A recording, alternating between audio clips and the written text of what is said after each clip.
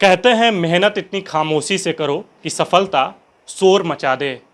आज आपको बता दें कि हमारे साथ अर्पित गुप्ता जी हैं, जिन्होंने मेहनत खामोशी से किया और इनकी सफलता आज क्षेत्र ही नहीं पूरे जनपद में शोर मचा रही है।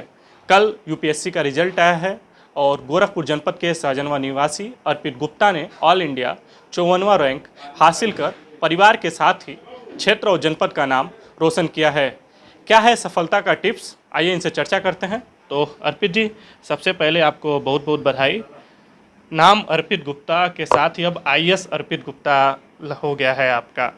तो सबसे पहले हम ये जानना चाहेंगे, अर्पित गुप्ता से आईएएस अर्पित गुप्ता का जो बदलाव है कैसा महसूस कर रहे हैं आप? हालांकि अभी ऐसा कोई बदलाव फील नहीं हो रहा है, बस लोग मिलने आ रहे हैं तो लग रहा है कि हाँ कुछ अचीव किया है। पर एक्चुअली ये जो पोस्ट है वो बहुत जिम्मेदारी वाली है, तो इसका एहसास असली में तब होगा जब मैं उस पोस्ट पे पहुंचूंगा और जब मुझे लोगों के लिए काम करने का मौका मिलेगा। तो शायद तब मैं ये चीज़ ज़्यादा अच्छे से बता पाऊंगा कि मैं आईएएस बन के कैसा महसूस कर रहा हूँ। पढ़ाई की जो जर्नी है वह कहाँ से शुरू हुई, प्राथमिक शिक्षा कैसी रही, तैयारियां कैसे कैसे किया आपने, उसके बारे में आप बताइए जरा। मैंने अपनी 8 तक की पढ़ाई यहीं से सहजनवा से ही की है। इसके बाद मैंने अपनी 9th 10th और 11th 12th की पढ़ाई गोरखपुर से जीए नेशनल पब्लिक स्कूल से की है। और उसके बाद मेरा आईआईटी जेईई में सिलेक्शन हो गया था, तो मैंने आईआईटी रुड़की से मैकेनिकल इंजीनियरिंग में बीटेक करी हुई है।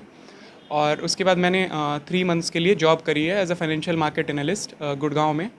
और बस उसी के जस्ट बाद मैंने अपनी यूपीएससी की प्रिपरेशन शुरू करी और जॉब छोड़ करके, क्योंकि जॉब के साथ मैं टाइम निकाल नहीं पा रहा था पढ़ने का।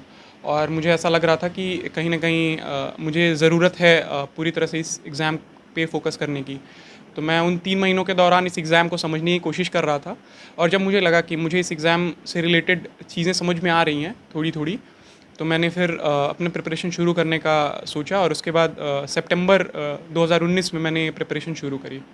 और ये मेरा दूसरा अटेम्प्ट था। तो पहला अटेम्प्ट मेरा 2020 में था, जिसमें मेरा मेंस में नहीं हुआ था। और ये 2021 में फाइनली जो है मेरी रैंक आई है। सफलता की जो खुशी आपके चेहरे पे साफ दिखाई दे रही है। बधाई के साथ ही आपसे ये जानना चाहेंगे, आईएएस बनना है, सिविल सेवा में जाना है, ये पेड़ आपको कहाँ से कब मिली, कैसे? मतलब जो आईएएस बनने वाली चीज़ है ये मेरे अंदर काफ़ी टाइम से रही है। लेकिन एक जो ट्रिगर पॉइंट होता है कि कहाँ से शुरू होती हैं ये चीज़ें और क्यों मुझे ये बनना था, तो ये इसके पीछे 2 चीज़ें हैं।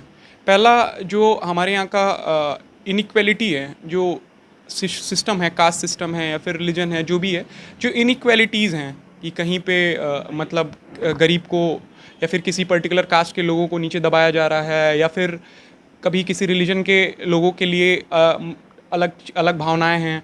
इस तरह की इनइक्वालिटीज़ जो हैं ये मुझे लगता था कि ये चीज़ें दूर करने की ज़रूरत है। और ये चीज़ें एक ब्यूरोक्रेट जब अपनी पॉलिसीज़ इम्प्लीमेंट करता है ग्राउंड लेवल पे, तो इन चीज़ों से वो उस चीज़ को, उस अंतर को ख़त्म कर सकता है, ताकि जो सोसाइटी है उसमें हर इंसान का इक्वली डेवलपमेंट किया जा सके। और दूसरा जो बड़ा रीज़न है वो है एजुकेशन सिस्टम। जब मैं देखता हूँ कि मतलब जिन बच्चों को अच्छे स्कूल में अच्छी पढ़ाई मिलनी चाहिए, अगर सरकारी स्कूल में भी पढ़ रहे हैं तो उनको बहुत अच्छे से पढ़ाई होनी चाहिए उनकी, और उनको एक मार्ग मिलना चाहिए जिससे वो अपने आप को सोसाइटी में उस लेवल पे पहुंचा सकें जहाँ पे एक सामान्य आदमी हमेशा पहुंचना चाहता है। लेकिन जो हमारा अभी का एजुकेशन सिस्टम है वो कहीं ना कहीं उस चीज़ में फेल कर रहा है। तो मेरा ये दूसरा मोटिवेशन है। ये दोनों जो मोटिवेशन है ये मुझे रहे हैं। मुझे लगता है कि इन दोनों चीज़ों पे मुझे काम करना लगता था बेहद ज़रूरी है। और ये मेरी प्रेरणा थी कि मुझे इन दोनों चीज़ों पे काम करना है और मैं ज़रूर जा कर के वहाँ पे इन दोनों चीज़ों पे काम करना चाहूँगा। आपने कहा कि आपने इंजीनियरिंग भी की हुई है। विगत कुछ वर्षों में अगर हम देखें, यूपीएससी को देखें अगर, तो ज़्यादातर जो स्कॉलर्स हैं वो इंजीनियरिंग करने के बाद, बीटेक करने के बाद सिविल सेवा में आ रहे हैं। तो अभी के जो तैयारी करने वाले जो छात्र हैं, जिनका ध्येय है कि मैं आईएएस बनूंगा, पीसीएस बनूंगा, उनको क्या टिप्स देना चाहते हैं? क्योंकि पहले के अगर हम इतिहास को देखें तो ऐसा नहीं होता था, अलग अलग सब्जेक्ट्स होते थे। क्योंकि इधर चलन में आ गया कि बीटेक करने के बाद हम बीटेक करेंगे फिर यूपीएससी की तैयारी करेंगे। इसको कैसे देखते हैं, क्या टिप्स देना चाहेंगे छात्रों को जो तैयारी कर रहे हैं? मतलब मुझे ऐसा लगता है कि इंजीनियरिंग के स्टूडेंट्स इसलिए ज़्यादा आ रहे हैं क्योंकि इंजीनियरिंग के स्टूडेंट्स जनरली प्रॉब्लम सॉल्वर्स होते हैं। तो वो स्ट्रेस मैनेजमेंट सीख चुके होते हैं कहीं ना कहीं कॉलेज में। और इंजीनियरिंग में जो अपॉर्चुनिटीज़ हैं स्टूडेंट्स को के पास वो उतनी ज़्यादा नहीं होती हैं, और क्योंकि एस्पिरेशंस जो हैं इंजीनियरिंग स्टूडेंट्स की ज़्यादा हो गई होती हैं, तो उनको लगता है कि this is one of the places, UPSC CSC जो एग्ज़ाम है वो वन ऑफ द प्लेसेस है जहाँ पे उनको उनकी एस्पिरेशंस फुलफ़िल करने का मौका मिल रहा है। तो इस वजह से तो वो यहाँ पे आते हैं। दूसरी चीज़ मैं ये कहूँगा कि मतलब ये किसी भी बैकग्राउंड के लोग के लिए कहीं भी प्रॉब्लम नहीं है, किसी किसी भी बैकग्राउंड के लोग के लिए कि कोई ये एग्ज़ाम दे रहा है, क्योंकि ये सबके लिए इक्वल फील्ड है, लेवल प्लेइंग फील्ड है। क्योंकि आप हर बैकग्राउंड से आते हैं तो आपको सेम टाइप के सब्जेक्ट्स पढ़ने होते हैं। जो आप ऑप्शनल लेते हैं वो एक ऐसा सब्जेक्ट होता है जिसमें आप अच्छे हैं, और हर एक सब्जेक्ट ऑप्शनल सब्जेक्ट है यूपीएससी में। यूपीएससी किसी भी सब्जेक्ट को डिस्क्रिमिनेट नहीं करता है। तो इसलिए आपके पास अवेलेबल ऑप्शन है कि अगर आपका बैकग्राउंड इंजीनियरिंग है तो आप कोई इंजीनियरिंग सब्जेक्ट ऑप्शनल ले लें। आपके पास ये भी चॉइस है कि आप अगर किसी ह्यूमैनिटीज़ बैकग्राउंड से हैं तो आप ह्यूमैनिटीज़ का ऑप्शनल ले लें। तो मतलब ये जो लिबरल सिस्टम है यूपीएससी का, उसमें किसी के साथ डिस्क्रिमिनेशन नहीं हो रहा है, बट पर से इंजीनियर्स कहीं ना कहीं ज़्यादा सेलेक्ट हो रहे हैं। उसके पीछे ये एक बड़ा रीज़न है कि उनका जो प्रॉब्लम सॉल्विंग स्किल्स और जो स्ट्रेस मैनेजमेंट स्किल्स उन्होंने कॉलेज में सीखी होती हैं वो कहीं ना कहीं हेल्प करती हैं इस चीज़ में। आपसे जानना चाहेंगे, अब सारी चीज़ें क्लियर हैं, अब एक तरीके से आप जाएंगे, ट्रेनिंग होगी, उसके बाद ज्वाइनिंग होगी। आगे को लेकर के आप क्या सोच रहे हैं? ट्रेनिंग के बाद जब ज्वाइनिंग होगी तो वह कौन से कार्य होंगे जब आपकी तैनाती होगी, महत्वपूर्ण कार्य जिस पे आपका ज़्यादा फोकस होगा? दो चीज़ें तो मैंने बता दी जो कि ऑल इंडिया लेवल पे कॉमन है, कि एजुकेशन सिस्टम और एक इनइक्वालिटीज़ जो हैं जिनको मैं कम करने की कोशिश करूँगा विद द हेल्प ऑफ जो भी गवर्नमेंट स्कीम्स हैं और विद द हेल्प ऑफ मेरे खुद के इनिशिएटिव्स।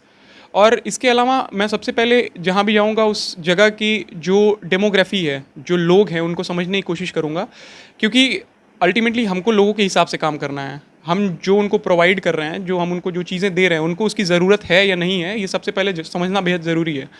तो सबसे पहले तो मैं ये समझने की कोशिश करूँगा उस जगह पे कि क्या दिक्कतें हैं। उसके बाद मैं उन दिक्कतों में लोगों का क्या ओपिनियन है उस चीज़ को लेकर के, कैसे उनको लगता है ये दिक्कत सॉल्व हो जाएगी, वो समझने की कोशिश करूँगा। और फिर मैं अपना ओपिनियन रखूँगा कि किस तरह की मेरा क्या अप्रोच हो सकता है इस चीज़ को लेकर के। फिर फाइनली मैं वो इशू सॉल्व करूँगा। अगर मेरी पोस्टिंग किसी भी एक ऐसे जगह पे होती है, किसी भी एक ऐसे स्टेट में होती है जहाँ पे बहुत बड़ा इशू पॉवर्टी है, तो मैं पॉवर्टी पे सबसे ज़्यादा फोकस करूँगा। या फिर अगर किसी स्टेट में बहुत बड़ा इशू है, ट्राइबल इशू है, अगर मैं किसी ऐसे स्टेट में पोस्टिंग मेरी हो जाती है जहाँ पे ट्राइबल्स ज़्यादा हैं, तो मैं उनके इश्यूज़ पे ज़्यादा फोकस करूँगा। तो ये डिपेंड करता है उस स्टेट की कंडीशन पे, उस स्टेट का क्या डेमोग्राफी है, उस स्टेट के लोगों की क्या नीड्स हैं और स्टेट के लोगों की क्या एस्पिरेशंस हैं। पढ़ाई का जो टाइम टेबल रहा है आपका, वह किस प्रकार के रहा है? इसलिए मैं जानना चाह रहा हूँ कि जो हमारे दर्शक हैं, हो सकता है उसमें कुछ आप जैसे बनना चाहते हो, आपसे प्रेरणा लेकर के वो आगे तैयारी करना चाहते हो, तो उनको एक सफलता के जो टिप्स आपके ज़रिए मिलेंगे। कैसा टाइम टेबल रहा है? कैसे पढ़ाई करते थे आप? कितने कितने घंटे समय देते थे? मैं बस सिंपल एक चीज़ बोलूँगा इसमें कि कंसिस्टेंसी इज़ द की। ठीक है, अगर आप कंसिस्टेंट हो एग्ज़ाम को लेकर के और आप डेली अपनी लाइफ का डेली 8 से 10 घंटा इस एग्ज़ाम को दे रहे हो, तो ये एग्ज़ाम पूरी तरह से क्रैकेबल है। ये एग्ज़ाम आप ज़रूर क्रैक कर लेंगे, बट इसमें सबसे इंपॉर्टेंट पॉइंट है, अगेन वही फर्स्ट पॉइंट, वो है कंसिस्टेंसी। वो हमेशा लगातार देना है डेली बेसिस पे।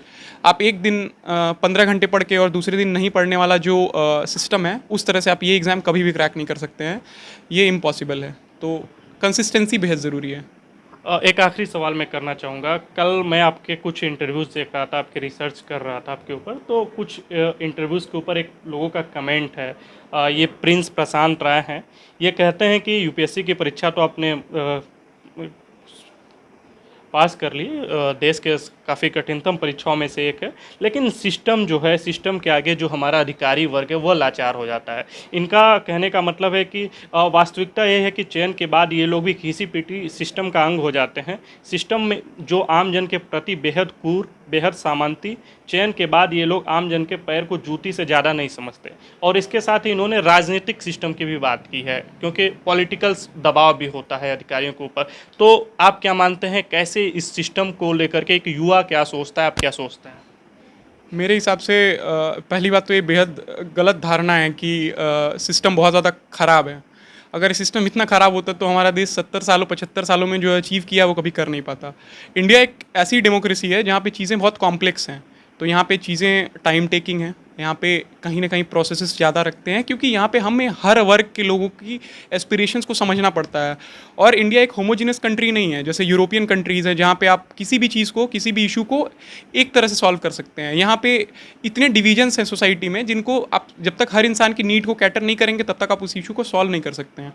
तो पहली बात तो ये है कि ये धारणा जो है वो इस वजह से बनी है कहीं ना कहीं, क्योंकि आपको लगता है कि आपकी 10 में से 4 बातें नहीं मानी गई हैं, या फिर 10 में से 4 बातों पे ब्यूरोक्रेसी खरी नहीं उतरी है। तो आपको ये भी देखना पड़ेगा कि समाज के दूसरे वर्ग के लोगों के साथ भी यही हो रहा है, और अगर आपकी 10 में से 10 बातें मानी जाएंगी तो ऐसा हो सकता है कि किसी और वर्ग के साथ अन्याय हो रहा हो। तो और एक और चीज़ है, अगर लगता है आपको कि सिस्टम में ये प्रॉब्लम है, तो मुझे लगता है कि मैं अगर सिस्टम में जा रहा हूँ तो मेरी ये जिम्मेदारी बनती है कि मैं उस सिस्टम को सही करने की कोशिश करूँ। सिस्टम हम ही हैं, सिस्टम लोगों से बनता है, सिस्टम कोई इंफ्रास्ट्रक्चर नहीं है जहाँ पे मैं एंटर कर रहा हूँ। ये एक सिस्टम है जो हम बनाते हैं। मेरे ऑफिस में मैं कहीं ना कहीं कंडक्ट करने वाला हूँ, मैं एडमिनिस्टर करने वाला हूँ, मैं अपने हिसाब से डिसाइड करूँगा कि मेरे यहाँ पे सिस्टम कैसे चलेगा। तो अगर मैं बोल रहा हूँ कि मेरे यहाँ पे सिस्टम जनता के लिए, जनता के प्रति और जनता की सुधार के लिए है, तो वो उसी के लिए रहेगा। और ब्यूरोक्रेसी के जो लोग हैं, जब ज़मीन से ऊपर उठ के आते हैं, जब एक रूरल एरिया से आते हैं, तब वो इस चीज़ को रियलाइज़ करते हैं कि दिक्कतें क्या हैं। तो और मैं एक ऐसी जगह से हूँ जहाँ पे मैंने दिक्कतें देखी हैं, मैंने देखा है कि किस तरह से लोग क्या क्या चीज़ें फेस करते हैं, जो कि मेरा एक बहुत बड़ा मोटिवेशन रहा है इसमें जाने का। तो मुझे लगता है कि यहाँ पे ये सवाल उठता भी नहीं है कि आप लोगों से दूर जाएंगे क्या, क्योंकि मैं लोगों के पास आने के लिए ही सिस्टम में आया हूँ। वरना मैं एक जॉब में था जो जहाँ मैं लोगों से बेहद दूर था और एक अच्छी कमाई के साथ जी सकता था। ये पॉलिटिकल सिस्टम की भी बात कर रहे हैं। मैंने कमेंट में आपको पढ़ के सुनाया कि पॉलिटिक्स मतलब राजनेताओं के, क्योंकि ब्यूरोक्रेसी है वो कहीं ना कहीं शासन के साथ सामंजस्य बैठा करके चलती है, तो कहीं ना कहीं पॉलिटिकल दबाव भी होता है। उसको लेकर के आपका क्या नज़रिया है? देखिए, मेरा ये मानना है कि अगर आपके अंदर मोरालिटी है तो आपको कोई नहीं झुका सकता है, और अगर आप मॉरली करप्ट बनना चाहते हैं तो आपको कोई भी झुका देगा। तो इट्स वेरी सिंपल, आपको अपनी मॉरलिटी हाईएस्ट लेवल पे रखनी है। और मॉरलिटी हाईएस्ट लेवल पे रखना कठिन चीज़ नहीं है, बस प्रॉब्लम ये है कि हम शायद कभी कभी अपनी जो भी मटीरियलिस्टिक एस्पिरेशंस हैं उस पर काबू नहीं रख पाते हैं। लेकिन हमें ये समझना पड़ेगा कि जब आप सिस्टम में आ रहे हैं तो आप जिस काम के लिए आ रहे हैं वो काम आपका सर्वोपरि है, और आप जिसके लिए आ रहे हैं, आप लोगों के लिए सिस्टम में आ रहे हैं। सरकार 5 साल में बदलती है, हम 5 साल में नहीं बदलते हैं। हमें जब एक बार चुन लिया जाता है, तो जैसे मैं अभी 23 साल का हूँ, मैं अगले 37 सालों तक इस सिस्टम में ही रहने वाला हूँ।